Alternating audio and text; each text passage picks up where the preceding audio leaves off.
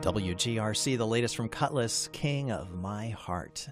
Here on this, a Tuesday morning, we're chatting with area author Nancy Magargle.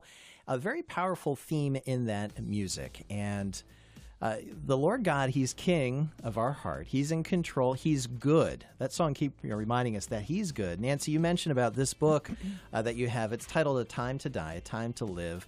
And thinking about grief and loss and some of these things that happen, you mentioned about the devastation of what really you experienced in losing a daughter tragically, the way that you mentioned as the backdrop for this story. Knowing that God's good and coming to that truth, what was that journey like? What did you find about God in the midst of going through something no parent, no person would ever want to go through? There were times when I felt completely alone. And yet God, through nature, God really, really showed me His abiding presence. He taught me to listen to Him rather than all of the other voices, including my own self-deprecating voice, my own voice of condemnation. He inscribed upon my soul His very essence through this situation.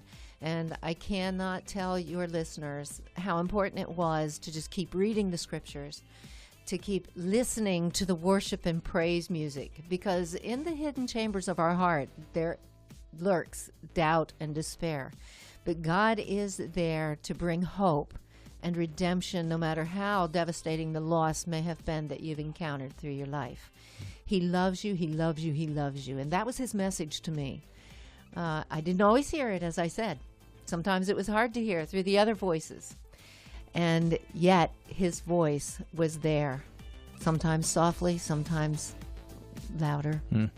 Nancy, anytime you experience a loss of any type, there is always that sense of being alone. You're grieving for the loss.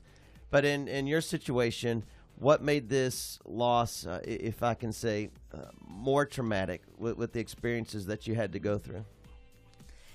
I would say there were those on the outside looking in who were trusted friends, who were in my circle of faith, and yet they disagreed with the decisions we had made. And their disagreement, those people whom I respected, were, of course, that startled me and it threw me, and it took me many months to work back to listening only to God's voice and not the other voices. But eventually I learned to filter out those other ones, and His love is what really got through to me.